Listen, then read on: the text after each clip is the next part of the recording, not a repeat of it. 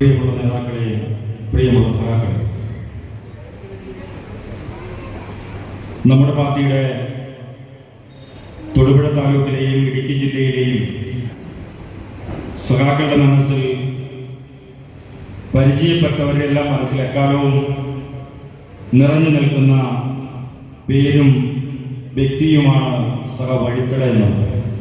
ഇന്ന് കാണുന്ന ആധുനികമായ സംവിധാനങ്ങളോ സൗകര്യങ്ങളോ ഒന്നുമില്ലാതിരുന്നൊരു കാലഘട്ടം.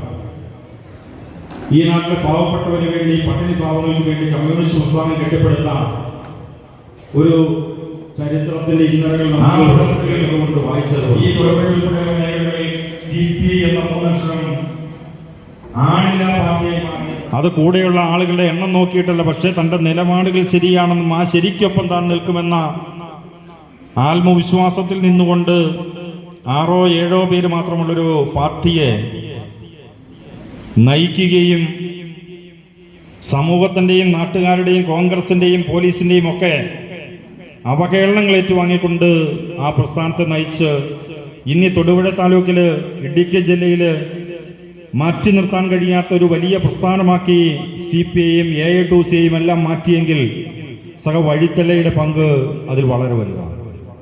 CPIയുടെയും AITUCയുടെയും സമുന്നത നേതാവായിരുന്ന വഴിത്തല ഭാസ്കരൻ്റെ 20ാമത് ഓർമ്മ ദിനത്തോടനുബന്ധിച്ച് CPI തൊടുപുഴ മണ്ഡലം കമ്മിറ്റിയുടെ ആഭിമുഖ്യത്തിൽ തൊടുപുഴ ടൗൺ ഹാളിൽ അനുസ്മരണ സമ്മേളനവും വിദ്യാഭ്യാസ രംഗത്ത് വിവിധ മേഖലകളിൽ മികവ് പുലർത്തിയ പ്രതിഭകളെ ആദരിക്കുകയും ചെയ്തുകൊണ്ട് യോഗത്തിൽ കൃഷി വകുപ്പ് മന്ത്രി ബഹുമാന്യനായ P. പ്രസാദ് അനുസ്മരണ യോഗ സമ്മേളന ഉദ്ഘാടനം നിർവഹിച്ചു. പ്രതിഭകൾക്ക് സമ്മാനദാനം വിതരണം ചെയ്തതും മന്ത്രിയായിരുന്നു. വിദ്യാഭ്യാസ മേഖലകളിലും പത്രമാധ്യമ രംഗത്ത് മികവ് തെളിയിച്ചവരെയും ഗോൾഡ് മെഡൽ കരസ്ഥമാക്കിയവരെയും പ്രത്യേകം അഭിനന്ദിച്ചുകൊണ്ട് മെഡലുകൾ നൽകി. CPI ഇടുക്കി ജില്ലാ കൗൺസിൽ അംഗം PP ജോയ് അധ്യക്ഷത വഹിച്ച യോഗത്തിൽ ജില്ലാ സെക്രട്ടറി K. സലിംകുമാർ മുഖ്യപ്രഭാഷണം നടത്തി.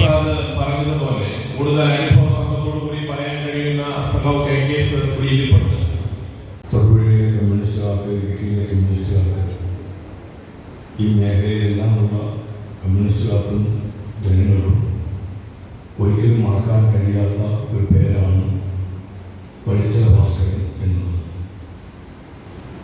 രാഷ്ട്രീയ പ്രവർത്തനത്തിൻ്റെ രംഗത്തേക്ക് സഹ വഴിത്തല ഭാസ്കരൻ എത്തിയതിനെ കുറിച്ചെല്ലാം പലരും നാം പറഞ്ഞിട്ടുണ്ട്.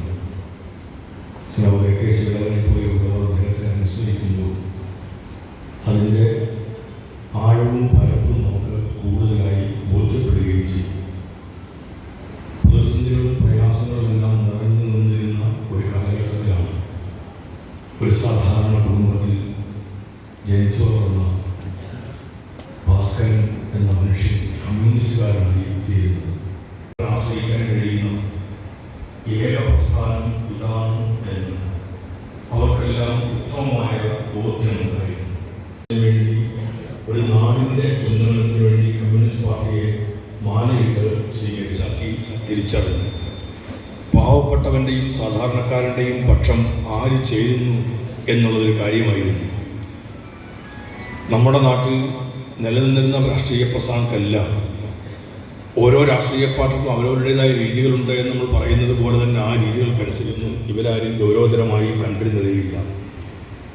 അക്കാലം ഏറ്റവും പ്രത്യേകതയാർന്ന് നിന്നത് ഈ തരം നിലപാടുകളുടെ പേരിലുമാണ് എന്നത് ചിന്തിക്കാൻ പോലും കഴിയാത്ത ഒരു കാലഘട്ടമായിരുന്നു അത്.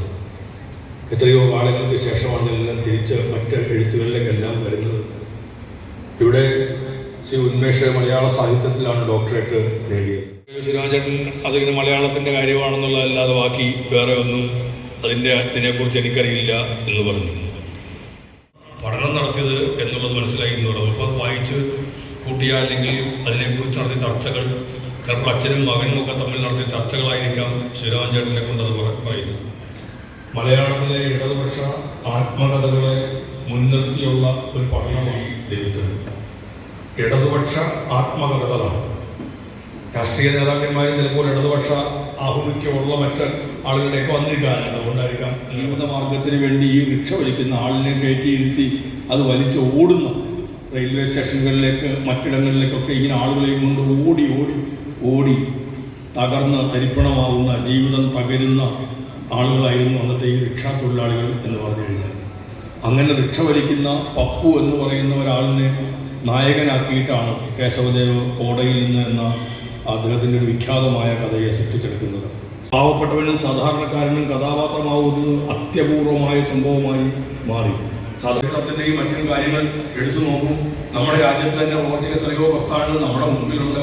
അവരെല്ലാം ആളുകളെ കൂട്ടുന്നു, ആളുകൾ കൂടുന്നതെല്ലാം പറയുമ്പോൾ ഈ സാധാരണക്കാരൻ്റെ കാര്യം പറയാൻ ആരുണ്ടായിരുന്നു?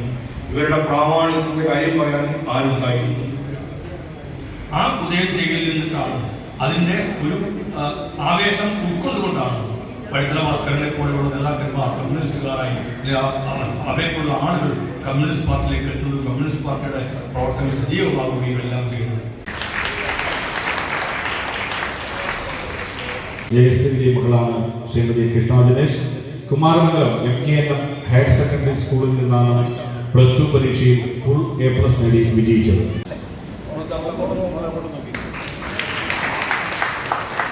ഉമേഷ് 24 ചാനലിലെ വാർത്താവതാരകനും മികച്ച വാഗ്മിയും കവിയുമായ ഡോക്ടർ ഉമേഷ് വിദ്യാഭ്യാസ കാലഘട്ടത്തിൽ ASFന്റെ സജീവ പ്രവർത്തനം കൂടിയായിരുന്നു.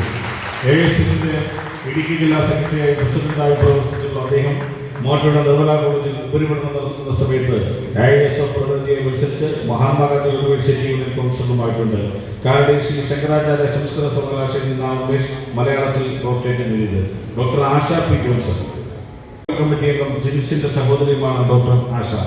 JSS academy of higher education and research മൈസൂരിൽ നിന്ന് Indian council of medical research fellowship കൂടിയാണ് ഡോക്ടർ ആശ ഫാർമസ്യൂട്ടിക്കൽ സയൻസിൽ PhD നേടിയത്. ശാന്തപ്പന്റെ മകളും ഏറ്റുമാനൂർ സ്റ്റേഷനിലെ സിവിൽ പോലീസ് ഓഫീസർ രതീഷിന്റെ ഭാര്യയുമായ ഷാലിനി ശാന്തൻ പുതുവേലി ഗവൺമെന്റ് ഹയർ സെക്കൻഡറി സ്കൂളിലെ കായിക അധ്യാപികയാണ്. 2023 ഫെബ്രുവരിയിൽ ഹരിയാനയിൽ നടന്ന നാഷണൽ മാസ്റ്റേഴ്സ് അത്ലറ്റ് മീറ്റിൽ ജാവലിൻ ത്രോ ഇനത്തിൽ സ്വർണ്ണ മെഡൽ ജേതാവും 2024 ജൂൺ 2 നടന്ന ഇന്റർനാഷണൽ മാസ്റ്റേഴ്സ് അത്ലറ്റ് മീറ്റിംഗിൽ വെള്ളി മെഡൽ ജേതാവുമാണ് ഷാലിനി ശാന്തൻ. 2024 MD യൂണിവേഴ്സിറ്റി തലത്തിൽ BCom കോർപ്പറേഷൻ പരീക്ഷയിൽ 1ാം റാങ്ക് നേടിയാണ് PK ആര്യ വിജയിച്ചത്. കാപ്പിത്തോട്ടം പാറയ്ക്കൽ പരേതനായ കൃഷ്ണകുമാറിന്റെയും വീടിയുടെ മകളാണ് ആര്യ. ഏക സഹോദരൻ നന്ദി. സംസ്ഥാന കൗൺസിൽ അംഗങ്ങളായ KK ശിവരാമൻ, മണ്ഡലം സെക്രട്ടറി VR പ്രമോദ്, ജില്ലാ കൗൺസിൽ അംഗങ്ങളായ Mathew Varghese, Muhammad Afsal, PS Suresh, KK Rajan, EK Ajinas, Rajani Shibu എന്നിവർ ആശംസകൾ അർപ്പിച്ചുകൊണ്ട് പ്രസംഗിച്ചു. നാട്ടുരാജ്യ ന്യൂസിനു വേണ്ടി ക്യാമറയാൻ റിപ്പോർട്ടിംഗ് തൊടുപുഴയിൽ നിന്നും KK വിജയൻ.